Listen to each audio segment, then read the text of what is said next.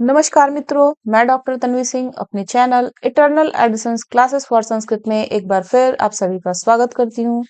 आज हम लेकर आए हैं अगला टॉपिक, स्कूल संगठन और नेतृत्व और विकास। तो ये टॉपिक भी आप लोगों के लिए बहुत महत्वपूर्ण है। एक यूनिट मैंने डाल दिया है, ये आपका अगला यूनिट है। वैसे तो ये चौथा यूनिट है, लेकिन इसकी डिमांड ज्यादा है, इसलिए मैं इसको पहले अपलोड कर रही हूँ। और ये थोड़ा छोटा भी है, ये जल्दी हो जाएगा। उसके बाद फिर हम किसी और टॉपिक को लेकर उपस्थित होंगे। तो ये जो टॉपिक है ये बिल्कुल नया है और इस पर वीडियोस भी नहीं है, इसलिए मैं इसको पहले कंप्लीट कराने का प्रयास करूंगी। तो टॉपिक है स्कूल संगठन और नेतृत्व और विकास। तो इसमें क्या क्या पढ़ना है पहले ये देख लेते हैं।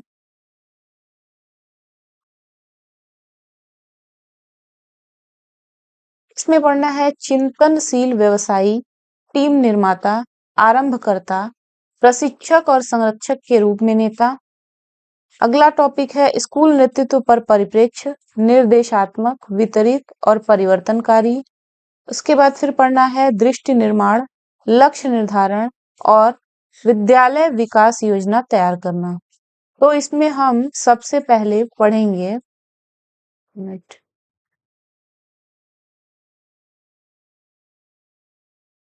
तो इसमें हम सबसे पहले ये वाला टॉपिक पढ़ेंगे जिसका नाम है चिंतनशील व्यवसायी, टीम निर्माता, आरंभकर्ता, प्रशिक्षक और संरक्षक के रूप में नेता। तो चलिए स्टार्ट करते हैं।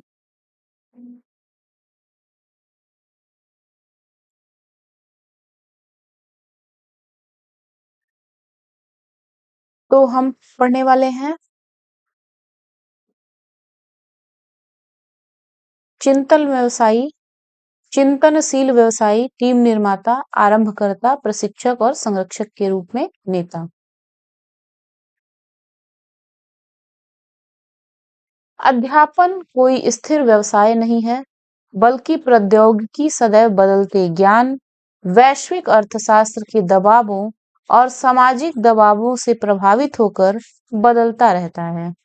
तो अध्यापन कोई स्थिर जो है वो व्यवसाय नहीं है, बल्कि वो समय समय पे बदलता रहता है विभिन्न प्रकार के प्रौद्योगिकी, वैश्विक और अर्थशास्त्र, राजनीति आदि के दबावों से प्रभावित होकर।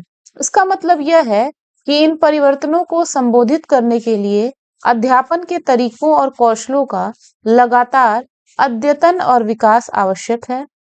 शिक्षकों का बदलाव की क्षमता से युक्त होना अनिवार्य है। तो जो शिक्षक हैं वो हर बदलाव के लिए तैयार रहें। तो शिक्षक के अंदर बदलाव की क्षमता होना ये बहुत ही अनिवार्य है। शिक्षक के व्यावसायिक विकास में आवश्यकता और अवसर।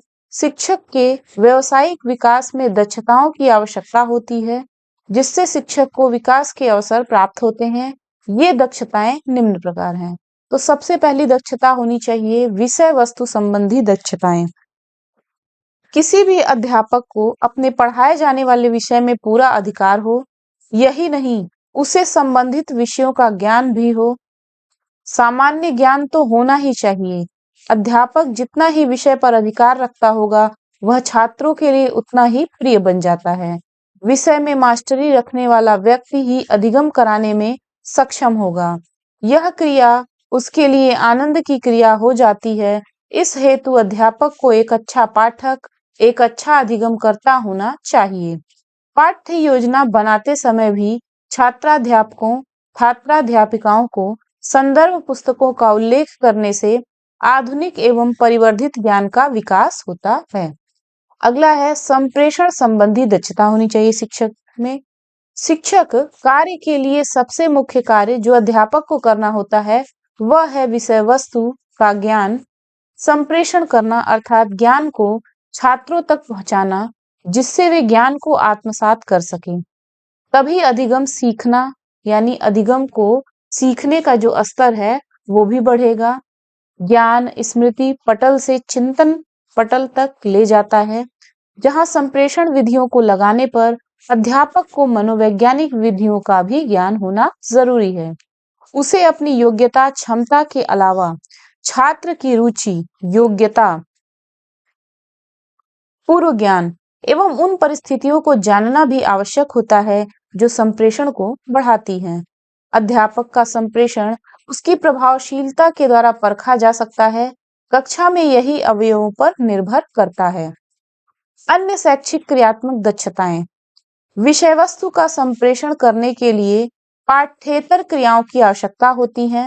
हाथों द्वारा बनाए गए उपकरण, इधर उधर संसाधनों का उपयोग, वैज्ञानिक विधियों का उपयोग, सामाजिक पर्वों का आयोजन जिससे हम भ्रमण, श्रमदान, सहयोग, विचार चिंतन, आपसी भाईचारा सीखते हैं, वहीं छात्राध्यापक छात्राध्यापिकाएं अन्य गुणों को भी सीखते हैं जो भावनात्मक प्रशिक्षण के रूप में उपयोगी होती हैं। अगला जो चीज होना चाहिए शिक्षक में, शिक्षण अधिगम सामग्री निर्माण में दक्षताएं। तो जितनी भी शिक्षण की सीखने वाली सामग्री होती है उनको बनाने में शिक्षक में दक्षताएं होनी चाहिए। तो उसी के बारे में इसमें बताया गया है कि अधिगम के संप्रेषण के लिए आवश्यक है कि छात्राध्यापक या छात्राध्यापिकाएं जो भी हैं ऐसे उपकरण बनाने में दक्ष हों जिससे बालक विषय वस्तु को शीघ्रता से सीखे, जैसे घड़ी न होने पर नाड़ी की धड़कन से समय का मापन करना। फिर अगली दक्षता जो होनी चाहिए,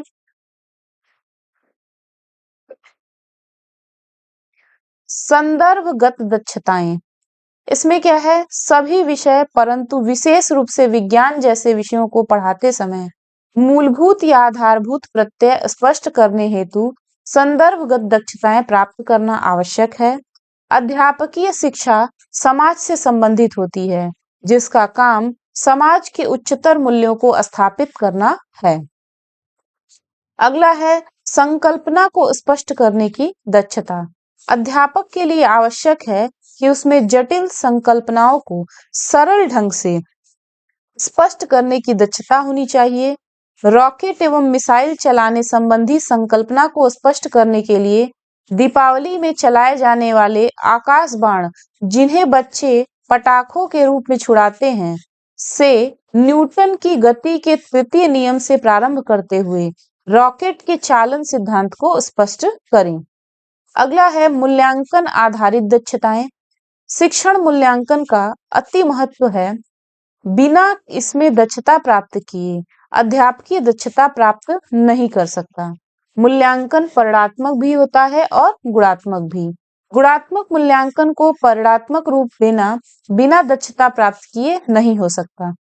अगला है समुदाय एवं अन्य संगठन सहकार्य दक्षताएं। ब्रिटिश काल में शिक्षा का उद्देश्य था ब्रिटिश कालीन कार्यालयों में क्लर्कों एवं कर्मचारियों की पूर्ति करना। उस काल में अंग्रेजी शिक्षा युक्त व्यक्ति प्रायः समाज से ज्यादा लगाव नहीं रखता था। लोकतंत्रीय शासन में शिक्षा का कार्य समाज की आवश्यकताओं की पूर्ति करना भी है।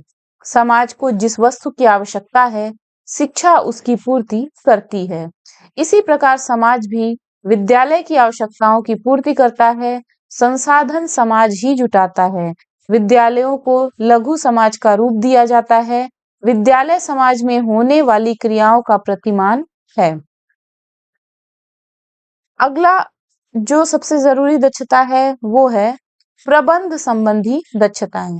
विद्यालयों में अच्छे ढंग की पढ़ाई, अच्छे अध्यापक, अनुशासन एवं व्यवस्थित प्रबंधन के कारण ही संभव है। अध्यापन कार्य के साथ साथ अध्यापक सामाजिक मूल्यों को बालकों में प्रेषित कर देता है।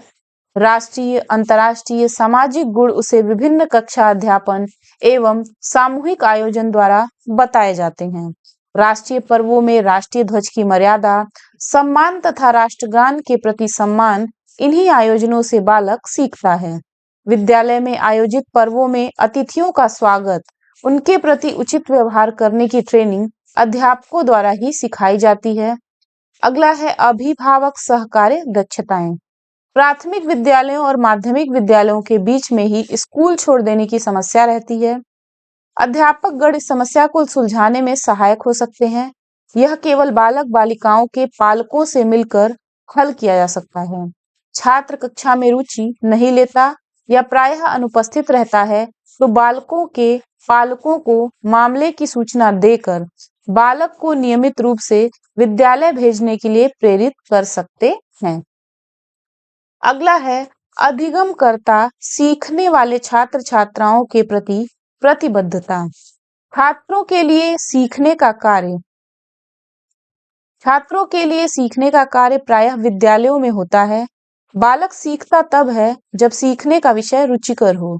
भावी जीवन के लिए रुचिकर निश्चित उद्देश्यों की पूर्ति होती है तथा सिखाने वाले की विधि इस प्रकार की हो जिससे बालक बिना किसी थकावट के कम से कम समय में अधिक से अधिक सीख सके। अतः अध्यापक का किसी न किसी रूप में उसका दायित्व होता है कि वह बालक को अधिगम प्रदान करे। अगला है आजीविका के प्रति प्रतिबद्धता। अध्यापन कार्य में यदि अध्यापक की अपने कार्य में दक्षता नहीं है तो वह व्यावसायिक रूप से सफलता प्राप्त नहीं कर सकता। इसके लिए उसे अपने कार्य में गर्व का अनुभव होना चाहिए। वह राष्ट्र निर्माता है, वह संस्कृति का वाहक है, वह बालकों में ज्ञान संप्रेषित करता है। एक अध्यापक समाज में सम्मान पाता है। उच्च पद प्राप्त हो जाने के बाद भी बहुत से छात्र अपने अध्यापकों को सम्मान करना नहीं भूलते। अपने आदर्श व्यवहार, चरित्र, नैतिकता एवं उत्कृष्ट गुणों के कारण अध्यापक जीवन पर्यंत छात्रों के हृदय में बसा रहता है। अध्यापकी व्यवसाय में लगे व्यक्ति को अन्य लाभ भी मिल जाते हैं।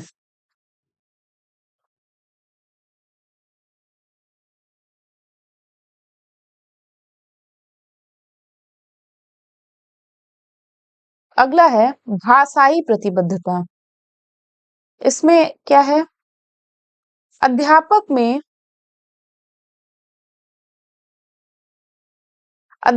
में एक गुण जो आवश्यक रूप से होना चाहिए वह है उसका भाषाई ज्ञान एवं मृदु भाषिता। किस समय, काल एवं परिस्थिति में किससे कैसी बात करनी चाहिए इसका ज्ञान एक अच्छे अध्यापक को होता है। ग्रामीण क्षेत्रों में तो कई अध्यापक पालकों के परिवार के मुखिया के रूप में परामर्शदाता के रूप में कार्य करते हैं। कुछ मामलों में तो सरपंच की चौपाल से भी अधिक महत्व अध्यापक की बैठक को प्राप्त हो जाता है। भाषाई दक्षता एवं अभिव्यक्ति का गुण सामाजिक क्रियाकलापों एवं नेतृत्व गुणों को व्यवहारिकता प्रदान करता है। अगला है मूलभूत मूल्यों के प्रति प्रतिबद्धता। आजकल सामाजिक क्षेत्र में मूल्यों का क्षरण हो रहा है। घोटाला, घूसखोरी, बेईमानी, यौन शोषण जैसी गंदगी हमारे समाज में तेजी से फैल रही है। ईमानदारी, सत्यनिष्ठा, सेवा भाव, समयबद्धता का आम जीवन में अभाव हो रहा है। अध्यापक को अप्रत्यक्ष रूप से इन गुणों को बालकों में संप्रेषित करना चाहिए। इसके लिए जो सबसे जरूरी गुण है वह है समयबद्धता। अध्यापक कक्षा में नियमित रूप से समय पर पहुंचे तभी छात्र समय पर कक्षाओं में पहुंचेंगे।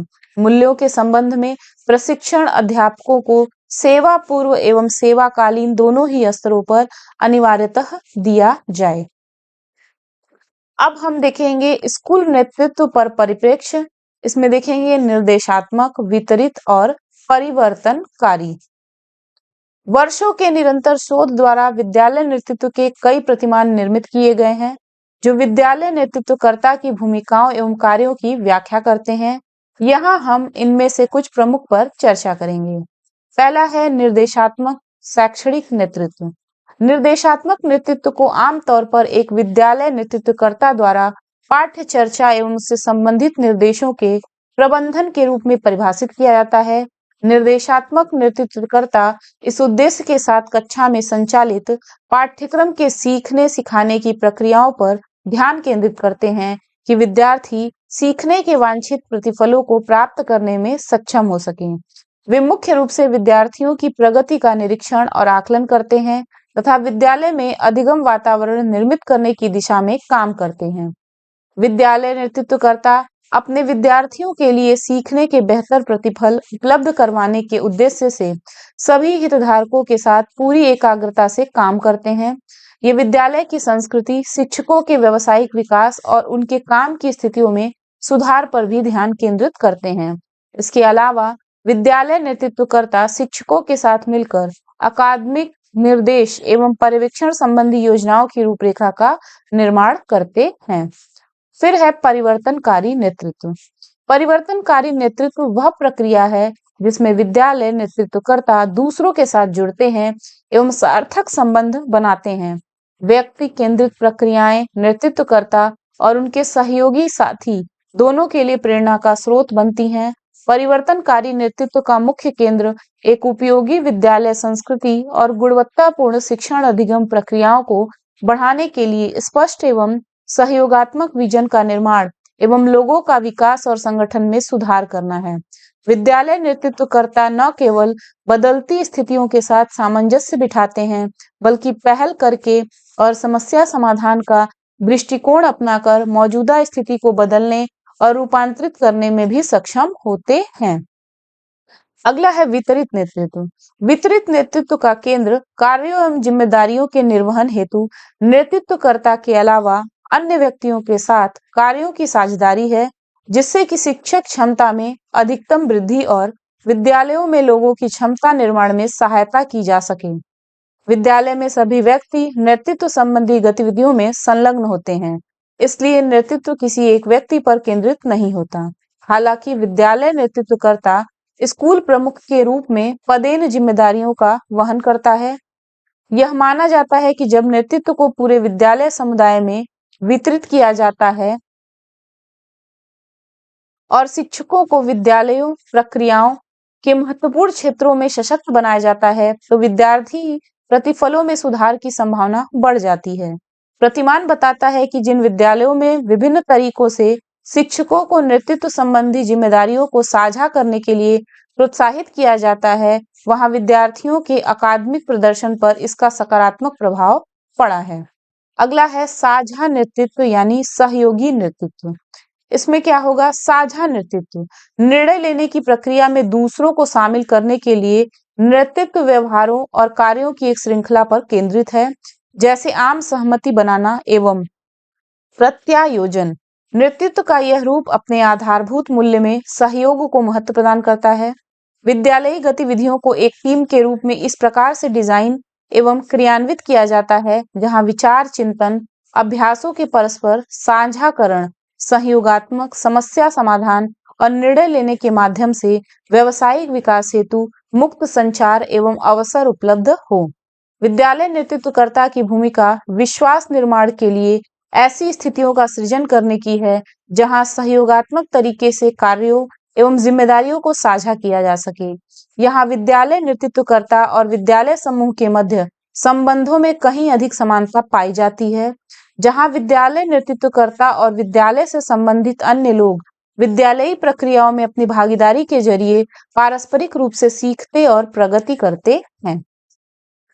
अगला है लीडरशिप फॉर लर्निंग।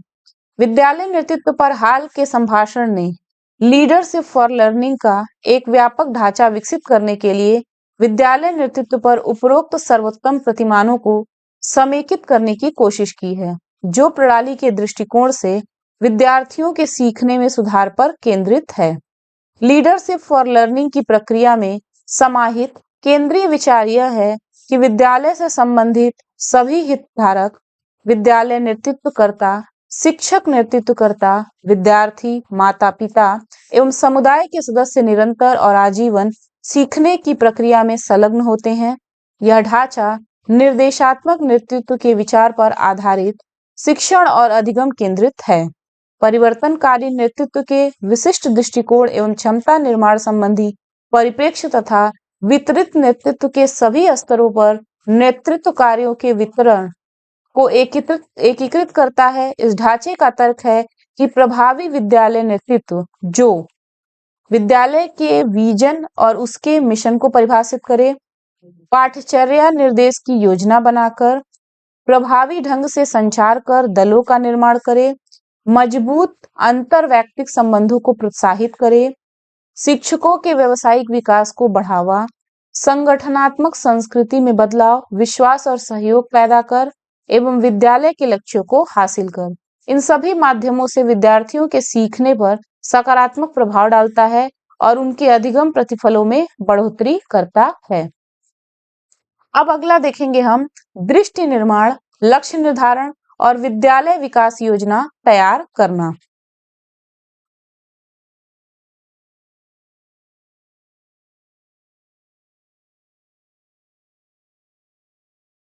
विद्यालय विकास योजना यानी एसडीपी विद्यालय सुधार का आधार प्रदान करती है और उसे विद्यालय के दर्शन और दूरदर्शिता को प्रतिबिंबित करना चाहिए। इसमें अगली समयावधि हेतु प्राथमिकताएं एवं कार्य सूचीबद्ध होते हैं। कई विद्यालय सामान्यतः त्रिवर्षीय योजनाएं बनाते हैं, जिसे अधिक विस्तृत वार्षिक योजना से संपूरित किया जाता है।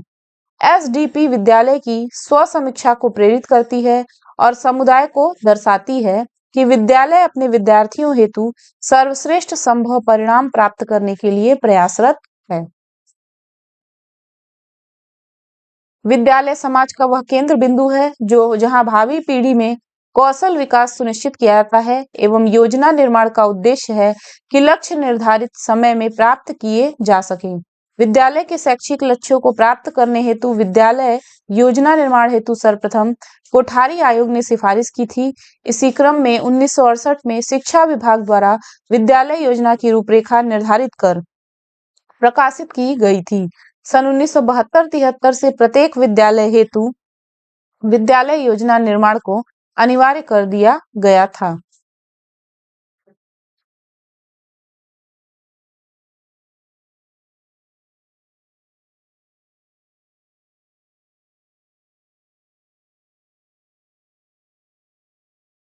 आरंभिक समय में विद्यालय योजना हेतु विद्यालय द्वारा अपनाए जाने वाले कार्यक्रमों को अल्पकालिक एवं दीर्घकालिक में बांटकर विद्यालय के लक्ष्यों को शैक्षिक, सह-शैक्षिक एवं भौतिक शीर्षकों में विभक्त किया गया था।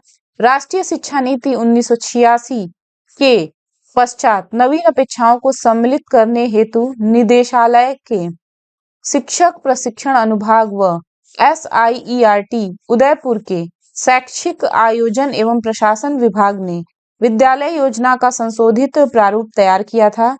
राष्ट्रीय शिक्षा नीति 1986 में सूक्ष्म योजना व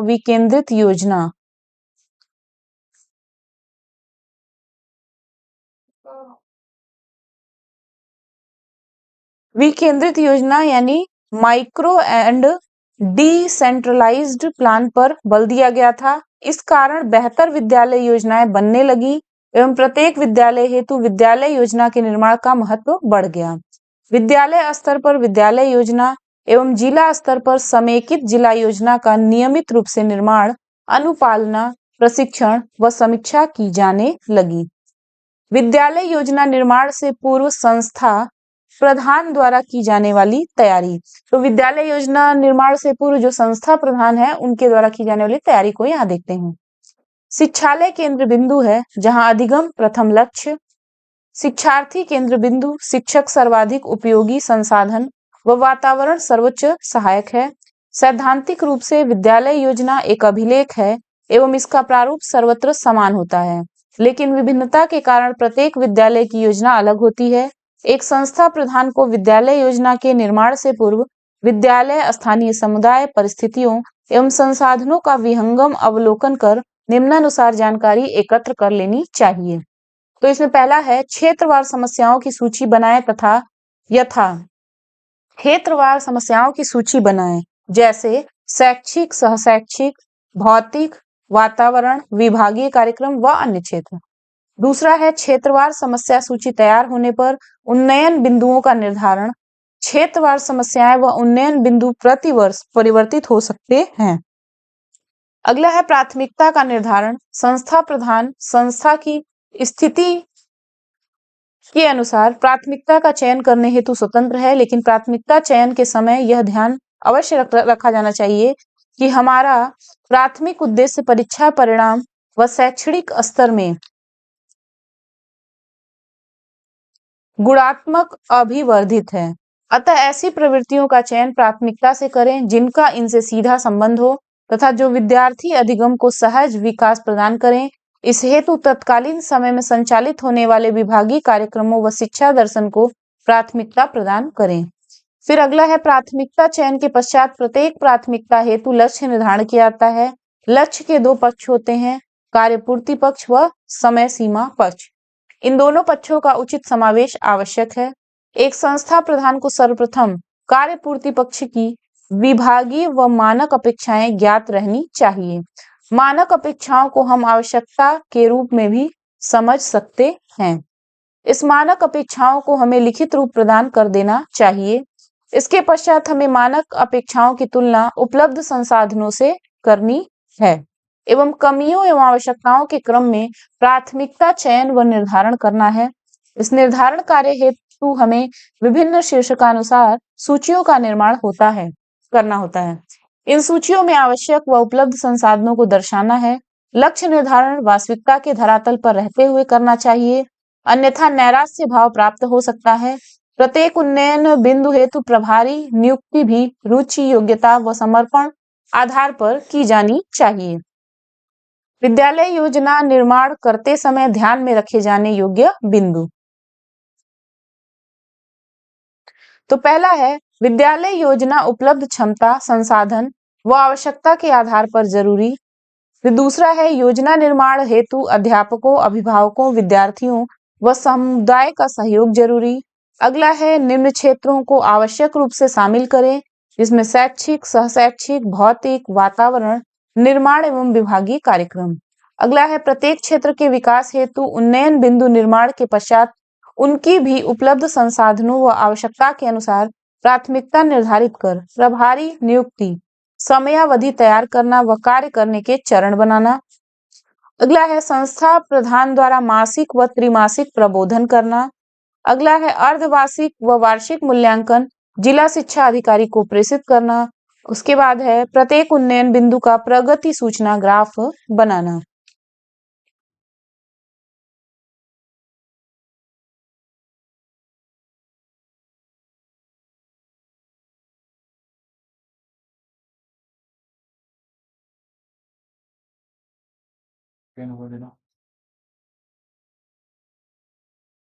अब इसी में हम देखेंगे स्कूल मंच और साझेदारी। इसमें क्या क्या पढ़ना है। शिक्षण अधिगम वार्षिक कैलेंडर को मजबूत करने के लिए स्कूल प्रक्रियाओं और मंचों का उपयोग करना। Time tabling, parents teacher forum, school assembly, teacher development forum, शिक्षण में सुधार के लिए उपलब्धि डेटा का उपयोग करना, सीखना, स्कूल स्व मूल्यांकन और सुधार। और फिर पढ़ना है समुदाय, उद्योग और अन्य पड़ोसी स्कूलों के साथ साझेदारी बनाना और उच्च शिक्षा संस्थान सीखने वाले समुदायों का गठन।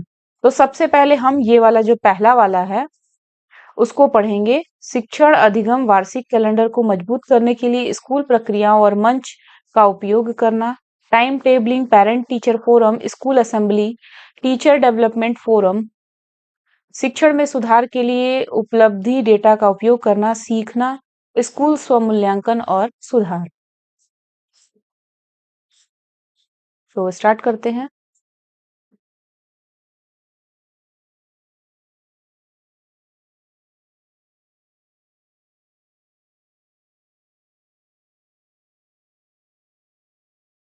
बच्चों में ज्ञान की समझ विकसित करनी।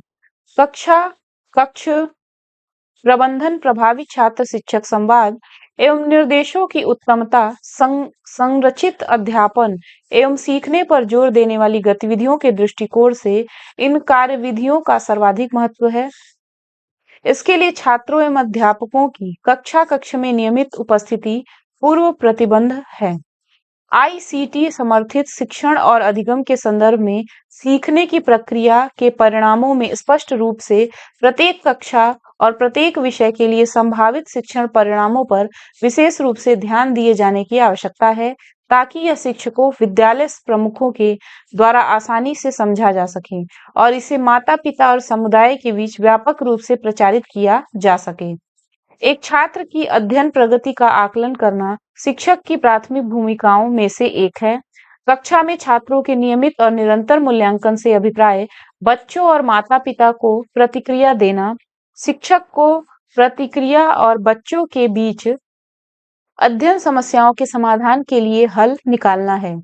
अध्ययन मूल्यांकन तंत्र पर आधारित एक शैक्षिक वातावरण वाली कक्षा में ये सुनिश्चित किया जा सकता है कि शिक्षक और छात्र दोनों ही सीखने पर अपना ध्यान केंद्रित कर रहे हैं। हमें क्या मूल्यांकन करना है, इसमें सुधार किया जा सकता है। छात्र अपने अध्ययन में कितना प्रगति कर रहे हैं और इसके साथ-साथ शिक्षा के संपूर्ण लक्ष्य को प्राप्त करने के मामले में व्यवस्था का निष्पादन कैसा है, इसके लिए मूल्यांकन पर आधारित कक्षा के साथ व्यापक स्तर पर उपलब्धि सर्वेक्षण को जानने की भी आवश्यकता होती है। सरकार ने एक प्रक्रिया की पहल की है जिसके अंतर्गत प्रत्येक वर्ष राष्ट्रीय उपलब्धि सर्वेक्षण के माध्यम से बच्चों का मूल्यांकन किया जाएगा। इसमें सरकारी विद्यालयों, सरकार से सहायता प्राप्त विद्यालय और निजी विद्यालय शामिल होंगे। इस सर्वेक्षण का प्राथमिक प्रायोजन निर्धारित अध्ययन लक्ष्यों की तुलना में छात्रों के प्रदर्शन को समझने के लिए विद्यालयों को एक अवसर प्रदान करना है। परिणामों के आधार पर विद्यालय सीखने के स्तर में सुधार करने के लिए एक विद्यालय स्तर की योजना तैयार करेंगे। इस तरह के सर्वेक्षण से शिक्षण परिणामों को सुधारने की दिशा में एक सकारात्मक परिवेश तैयार होगा। शिक्षकों और छात्रों की प्रतिक्रियाएं शीघ्रता से मिलेंगी ताकि वे शिक्षण अंतरालों के समाधान के लिए समय से कार्रवाई कर सकें। एक समयावधि के भीतर छात्रों के प्रदर्शन को समझ सकें और शैक्षिक व्यवस्था की स्थिति के बारे में पाठ्यक्रम शीर्षक प्रशिक्षण संस्थानों, शैक्षिक प्रशासकों को एक व्यवस्थित प्रतिक्रिया प्रदान कर सके, वह शिक्षा की गुणवत्ता में सुधार के लिए आवश्यक है। फिर है समय सारणी।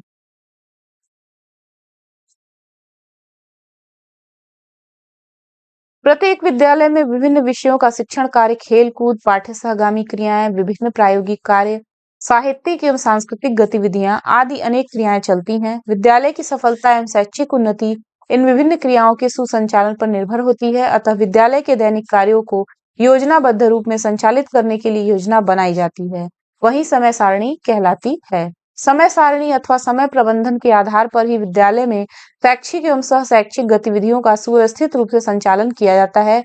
इससे समय एवं श्रम का सदुपयोग होता है तथा विद्यालय के समस्त कार्य व्यवस्थित एवं अबाध गति से चलते हैं। समय सारणी समय प्रबंधन के द्वारा हम यह जान लेते हैं कि विद्यालय में किस दिन, किस समय, किस कक्षा के द्वारा तथा किसके नेतृत्व में कौन सी क्रिया संचालित होती है। अभिभावक शिक्षक संघ। अभिभावक शिक्षक संघ यानी पीटीए माता पिता और शिक्षकों का एक औपचारिक संगठन है जो माता पिता को अपने बच्चों के शिक्षाविदों में शामिल करने के साथ साथ स्कूल प्रणालियों की सहायता और सुधार के लिए बनता है। किसी भी पीटीए का मुख्य ध्यान स्कूल जाने वाले बच्चों की समृद्धि के लिए काम करना और विभिन्न शैक्षणिक और गैर शैक्षणिक कार्यों के लिए धन जुटाना है। पीटीए माता पिता और शिक्षकों को एक बेहतर मंच प्रदान करने के लिए काम करते हैं जो स्कूल शिक्षण और हर चीज को बेहतर बनाते हैं, जो बच्चे के शारीरिक और बौद्धिक विकास को प्रभावित करता है। पीटीए बैठक की सफलता बहुत महत्वपूर्ण है क्योंकि इसमें माता पिता शिक्षकों या छात्रों के सामने आने वाले किसी भी विशेष मुद्दों पर चर्चा करने और हल करने में दोनों पक्षों की मदद मिलती है। नीचे 10 बातें बताई गई हैं जिन्हें प्रभावी और फलदायी बनाने के लिए प्रत्येक पीटीए बैठक को कवर करना चाहिए। अब अभिभावक शिक्षक संघ के उद्देश्य। इसमें पहला उद्देश्य है अभिभावकों तथा शिक्षकों के मध्य पारस्परिक संबंध एवं साझेदारी उत्पन्न करना। फिर है अभिभावकों एवं शिक्षकों के बीच घनिष्ठ संबंध स्थापित करना। विद्यालय के शैक्षणिक स्तर को उन्नत करने के लिए विद्यालय का उच्चतम मानसिक, शारीरिक, सामाजिक एवं आध्यात्मिक विकास करना। विद्यालय तथा घर को निकट संपर्क में लाना जिससे अध्यापक तथा अभिभावक दोनों बालक के प्रशिक्षण में कुशलतापूर्वक योगदान दे सके। फिर है बालक की संपूर्ण गतिविधियों से अवगत होना।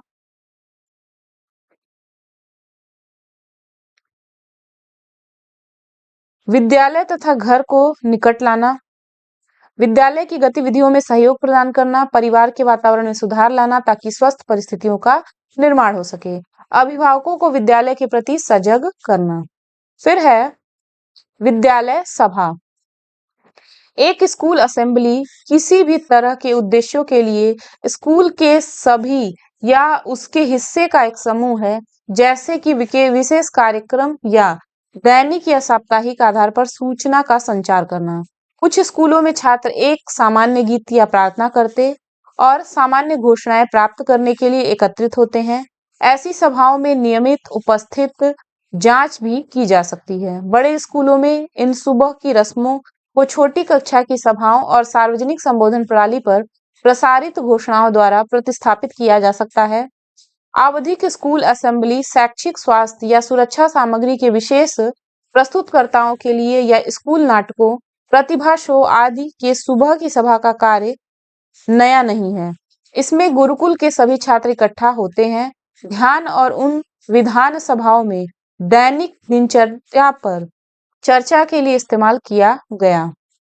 सामूहिक सभा और पूजा के एक अधिनियम को इंग्लैंड में सभा का हिस्सा बनाने का निर्णय लिया गया और इसके बाद स्कूलों में यह कानूनी आवश्यकता बन गई। शिक्षक विकास पर परिदृश्य अध्यापन कोई स्थिर व्यवसाय नहीं है, बल्कि प्रौद्योगिकी सदैव बदलते ज्ञान, वैश्विक अर्थशास्त्र के दबावों और सामाजिक दबावों से प्रभावित होकर बदलता रहता है। इसका मतलब है कि इन परिवर्तनों को संबोधित करने के लिए अध्यापन के तरीकों और कौशलों का लगातार अद्यतन और विकास आवश्यक है। शिक्षकों का बदलाव की क्षमता से युक्त होना अनिवार्य है।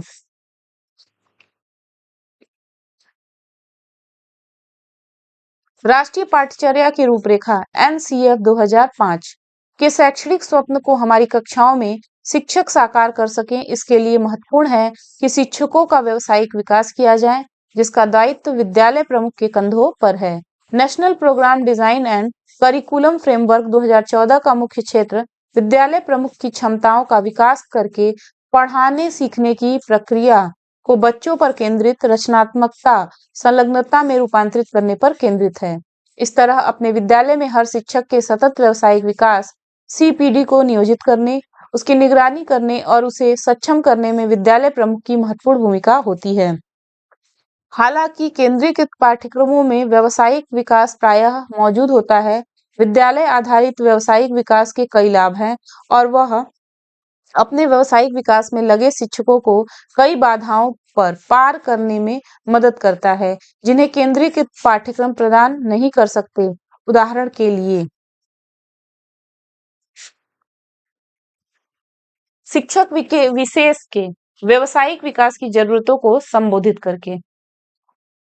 अगला है विद्यालय की विशिष्ट जरूरतों और विशेषताओं को संबोधित करके। विद्यालय के विकास के लिए विशिष्ट बिंदुओं के साथ समायोजित होकर एक साथ काम करने वाले शिक्षक के समूह को लेकर क्षमता और कौशलों के निर्माण को आसान बनाकर अध्यापन की समय सारणी में व्यवधानों को कम करके, क्योंकि शिक्षक पढ़ाते समय अपने व्यावसायिक विकास पर काम कर सकते हैं।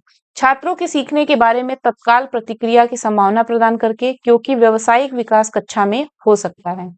विद्यालय प्रमुख को व्यावसायिक विकास की गुणवत्ता और ध्यान देने पर अधिक नियंत्रण देकर यह इकाई विद्यालय आधारित उन गतिविधियों के माध्यमों में सेवारत शिक्षकों के विकास पर जोर देती है।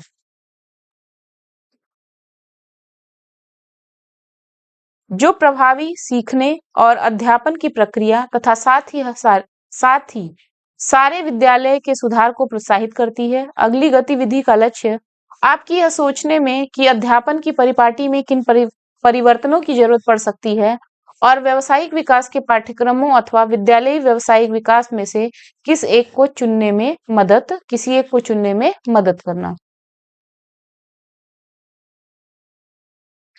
फिर अब देखेंगे हम लोग शिक्षण अधिगम में सुधार के लिए उपलब्धि का उपयोग। आकलन को मोटे तौर पर परीक्षाओं में सफलता या विफलता के साथ संबद्ध किया जाता है। परीक्षा में सफलता महत्वपूर्ण है और उसे अच्छे कॉलेज में पढ़ाई, सामाजिक स्थिति और बाद में व्यावसायिक जीवन में सफलता से जोड़ा जाता है। तथापि परीक्षा के लिए तैयारी पर संकेंद्रित सीखने के अनुभव को प्रतिकूल ढंग से प्रभावित कर सकता है। निर्माणात्मक और योगात्मक आकलन। आकलन के दो प्रकार होते हैं जिन्हें एक दूसरे से अलग माना जाता है, क्योंकि उनका उपयोग अलग अलग तरीकों से और भिन्न प्रयोजनों के लिए किया जाता है। आप अपने स्वयं के शैक्षणिक अनुभव से योगात्मक आकलन से बहुत परिचित होंगे, लेकिन हो सकता है निर्माणात्मक आकलन में मूल्य और अवसर का पूरी तरह से अन्वेषण नहीं किया होगा, या हो सकता है आप उसे पहले से ही कर रहे हों, लेकिन अपने कौशल के बारे में पूरी तरह से नहीं जानते होंगे। निर्माणात्मक आकलन को कई लोगों द्वारा सीखने के लिए आकलन भी कहा जाता है। इस प्रकार के आकलन का मुख्य प्रयोजन छात्रों को वह रचनात्मक प्रतिक्रिया प्राप्त करने में सक्षम बनाना है जो उन्हें बेहतर सीखने और प्रभावी प्रगति करने में उनकी मदद करेगी। ऐसी प्रतिक्रिया आमतौर पर, लेकिन हमेशा नहीं, शिक्षकों द्वारा दी जाती है। योगात्मक आकलन को सीखने के आकलन के नाम से भी जाना जाता है। इस प्रकार के आकलन का प्रयोजन शिक्षक को छात्रों की उपलब्धि और कार्य प्रदर्शन की पहचान करने में सक्षम करना है, जिससे सीखने की अवधि एक सत्र या वर्ष हो सकती है। योगात्मक आकलन का उपयोग आमतौर पर एक छात्र की अन्य छात्रों के समक्ष तुलना करने के लिए किया जाता है, जबकि निर्माणात्मक आकलन का उपयोग सीखने की प्रगति के लिए किया जाता है। निर्माणात्मक आकलन छात्रों के आगे चलते जाने और सीखने में प्रगति करने के लिए मार्ग बनाता है। यह निम्नलिखित की पहचान कर सकता है: छात्र क्या कर सकता है और क्या नहीं, छात्रों को क्या कठिन लगता है, किसी भी अंतर और छात्र को हो सकने वाली गलतफहमियां इसमें शामिल होता है। किसी भी अंतर और छात्र को हो सकने वाली गलतफहमियां, तो यह निम्नलिखित पहचान कर सकता है, ये सारी चीजें इसमें शामिल होती हैं। अब इसमें क्या क्या शामिल होता है ये देख लेते हैं। सीखने के स्पष्ट लक्ष्यों की चर्चा करते हुए छात्र के साथ संवाद, छात्र अपने लक्ष्य की प्राप्ति के लिए सक्रिय होता छात्र अपने लक्ष्य की प्राप्ति के लिए सक्रिय होना, स्वतः और समकक्षीय समीक्षा सहित प्रगति की निगरानी। फिर है सामयिक और उपयोगी प्रक्रिया का हिस्सा है, क्योंकि वह सुधरने में छात्रों की मदद करता है। यह भी महत्वपूर्ण है कि छात्र और शिक्षक दोनों अपने लक्ष्यों को प्राप्त करने के लिए दृढ़ रहें जब तक कि छात्र अपने लक्ष्य को प्राप्त न कर ले, जिसके लिए निश्चित तौर पर शिक्षक को छात्र की जरूरतों को पूरा करने के लिए अपने अध्यापन में समायोजन करना पड़ सकता है। इसलिए निर्माणात्मक आकलन का योगात्मक आकलन के मुकाबले बहुत अलग प्रयोजन और दृष्टिकोण होता है। योगात्मक आकलन अधिक औपचारिक होता है, निर्माणात्मक आकलन कक्षा के संदर्भ में संपन्न होता है और शिक्षक और छात्र के बीच संबंध की बुनियाद पर विकसित होता है। निर्माणात्मक आकलन central board of secondary education 2009 की मुख्य विशेषताएं ये हैं: वह नैदानिक और सुधारात्मक है, वह प्रभावी प्रतिक्रिया के लिए प्रावधान करता है, वह छात्रों के स्वयं सीखने में उसकी सक्रिय भागीदारी के लिए मंच प्रदान करता है, वह शिक्षकों को आकलन के नतीजों को ध्यान में रखते हुए अध्यापन को समायोजित करने में सक्षम करता है, वह उस अगाध प्रभाव की पहचान करता है जो आकलन छात्रों की प्रेरणा और आत्मसम्मान, जिनके सीखने की प्रक्रिया पर महत्वपूर्ण प्रभाव होते हैं, पर डालता है। वह छात्रों की स्वयं का आकलन करने और सुधार करने के तरीकों को समझने में सक्षम होने की जरूरत की पहचान करता है। वह जो कुछ पढ़ाया जाना है उसकी परिकल्पना के लिए छात्रों के पूर्व ज्ञान और अनुभव की नींव पर विकसित होता है। कैसे और क्या पढ़ाया जाना है यह तय करने के लिए सीखने की विभिन्न शैलियों को समाविष्ट करता है। छात्रों को वे मापदंड समझने को प्रोत्साहित करता है जिनका उपयोग उनके काम को परखने के लिए किया जाएगा। छात्रों को प्रतिक्रिया के बाद उनके काम को सुधारने का अवसर प्रदान करता है। छात्रों की उनके समकक्षों की सहायता करने और उनके द्वारा सहायता किए जाने में मदद करता है।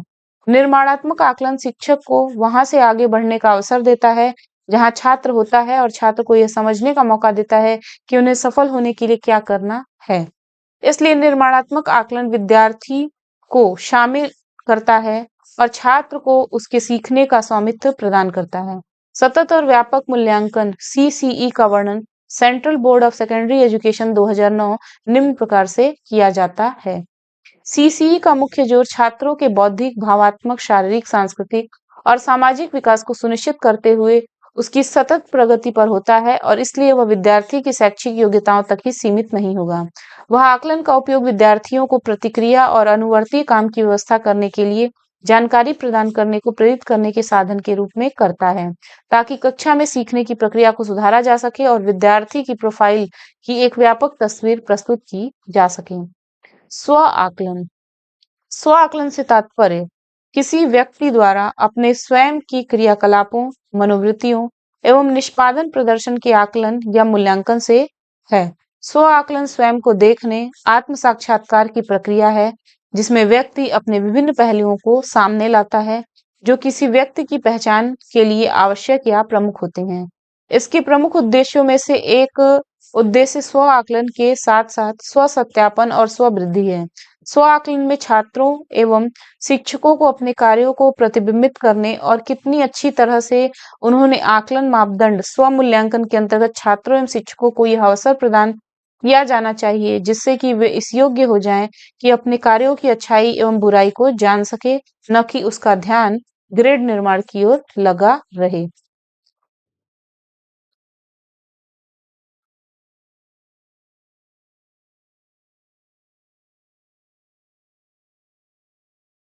स्व आकलन का अध्ययन निम्नलिखित दो संदर्भों में किया गया है। पहला, छात्र द्वारा स्व आकलन और दूसरा, शिक्षक द्वारा स्व आकलन। तो हम सबसे पहले देखेंगे छात्र द्वारा स्व आकलन। छात्र स्व आकलन के अंतर्गत छात्रों द्वारा अधिगम प्रक्रिया एवं अपने कार्यों का मूल्यांकन सम्मिलित किया जाता है। स्व आकलन प्रक्रिया का एक महत्वपूर्ण हिस्सा एवं आकलन उपकरण है। स्व आकलन के माध्यम से छात्र निम्नलिखित गुणों का आकलन कर सकते हैं। पहला, अपने कौशल के मध्य अंतराल की पहचान करना। दूसरा, अधिगम में उन्हें कहाँ पर अधिक ध्यान केंद्रित करना है, इसे सुनिश्चित करना। और तीसरा, यथार्थवादी लक्ष्य निर्धारित करने में। फिर आगे है, अपने कार्यों को पुनरीक्षित करने हेतु स्व आकलन करना और अपनी प्रगति का आकलन करने के लिए स्व आकलन करना। फिर है शिक्षक द्वारा स्व आकलन। स्व आकलन अपनी उपलब्धियों में सुधार करने की एक प्रभावशाली तकनीकी है। इसके माध्यम से शिक्षक अपनी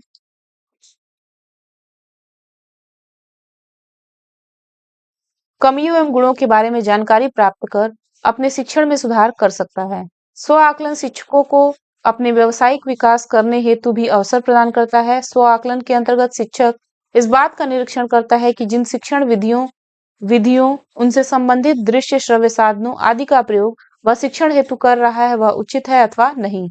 उसके शिक्षण में क्या कमियां हैं, छात्र अधिगम में रुचि ले रहे हैं या नहीं, आदि। वे शिक्षक जो अपना सर्वश्रेष्ठ करने में रुचि रखते हैं, ये वही शिक्षक होते हैं जो स्व आकलन को गंभीरता से लेते हैं और अपने विश्लेषकों को दूसरों से साझा भी करते हैं, अपने विश्लेषणों को दूसरों से साझा भी करते हैं। इसके साथ ही वे शिक्षक दूसरे अंत शिक्षकों से शिक्षण को प्रभावशाली बनाने के लिए सुझाव भी प्राप्त करते हैं। उपर्युक्त तथ्यों के अतिरिक्त स्व आकलन करने में निम्नलिखित तत्व सहायक होते हैं। पहला है, छात्रों को जो भी शैक्षिक अनुभव प्रदान किए जा रहे हैं उनमें सुधार करना। दूसरा है, अपनी शिक्षण क्षमता में सुधार करने के लिए आवश्यक व्यावसायिक शिक्षा की पहचान करना। तीसरा है, शिक्षक को अपने प्रदर्शन पर समीक्षकों द्वारा की गई समीक्षा के लिए तैयार रहना। अब हम देखेंगे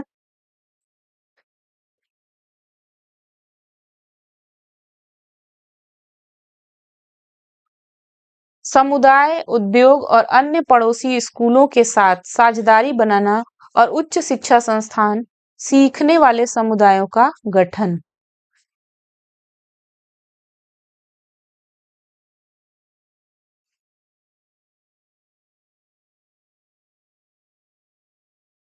प्राथमिक और माध्यमिक विद्यालयों के प्राथमिक और माध्यमिक विद्यालयों के नेताओं को व्यापक समुदाय के साथ मजबूत सहभागी संबंध बनाने के तरीकों को सक्रियता से खोजना चाहिए। इसमें महत्वपूर्ण राज्य स्तर के संस्थान, विद्यालय प्रबंधन कमेटियां, एसएमसीएस, स्वैच्छिक संगठन, अन्य विद्यालय और विशेष रूप से विद्यालय में दाखिल छात्रों के माता-पिता और अभिभावक शामिल हैं। समुदाय की प्रगति में विद्यालय महत्वपूर्ण योगदान देता है और विद्यालय नेता को वह जिस समुदाय की सेवा कर रहा है, ना सिर्फ उसी की जानकारी होनी चाहिए बल्कि उसकी जरूरतों, आशाओं और उम्मीदों की भी जानकारी होनी चाहिए। विद्यालय नेता होने के नाते आपको अकेले कार्य करने की आवश्यकता नहीं है, क्योंकि आपकी सहायता करने के लिए एसएमसीएस होती है। ऐसा करने के लिए आपको विद्यालय के लोकाचारों और आशाओं के बारे में सभी हितधारकों से स्पष्ट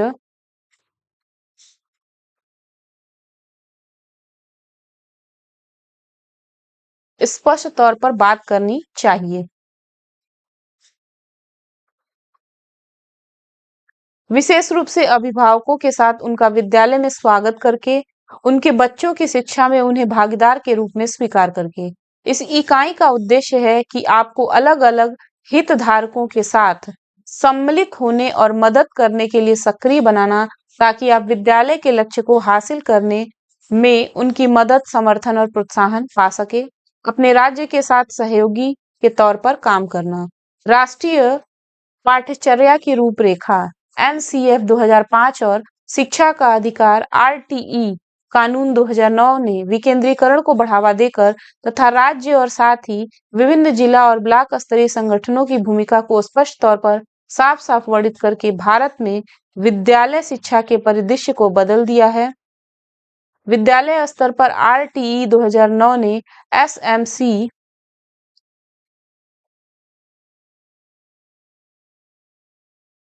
एसएमसी की भूमिका और एक मिनट शुद्ध बड़ा करते हैं। एसएमसी की भूमिका और जिम्मेदारियों को स्पष्ट रूप से निर्धारित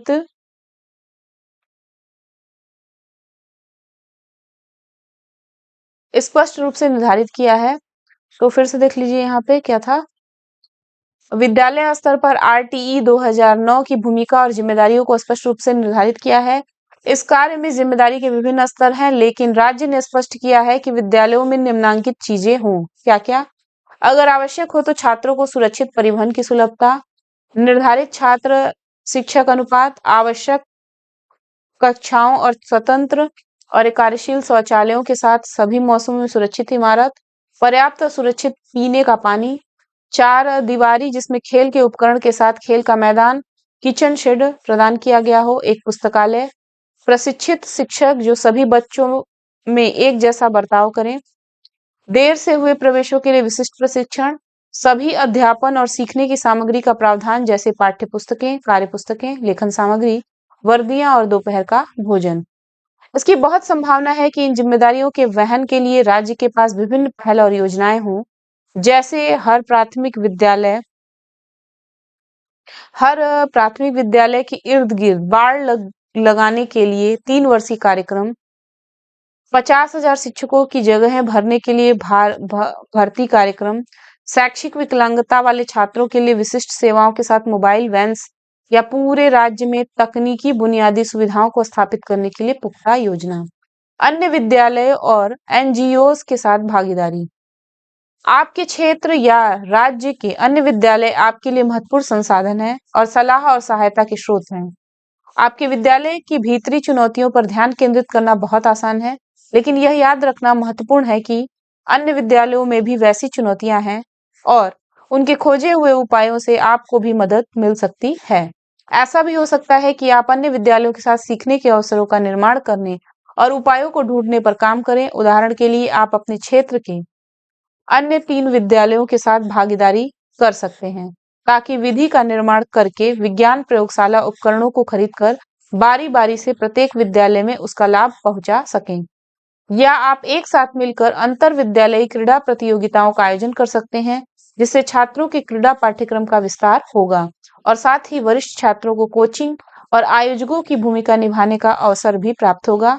इसी तरह स्थानीय तौर पर स्वैच्छिक संगठन भी होंगे, गैर सरकारी संगठन जिन्हें आमतौर पर एनजीओस कहते हैं, जिनके साथ आप भागीदारी में काम कर सकते हैं। हो सकता है इन संगठनों के पास वैकल्पिक तरीके हों, जिनसे आपके विद्यालय में शिक्षा की गुणवत्ता में सुधार हो और विभिन्न अध्यापन और सीखने के संसाधनों, तरीकों, सामग्रियों को प्रदान करें और सबसे अच्छी प्रथाओं को आपके साथ बांटें, जिससे आपके विद्यालय को लाभ पहुंच सकता है।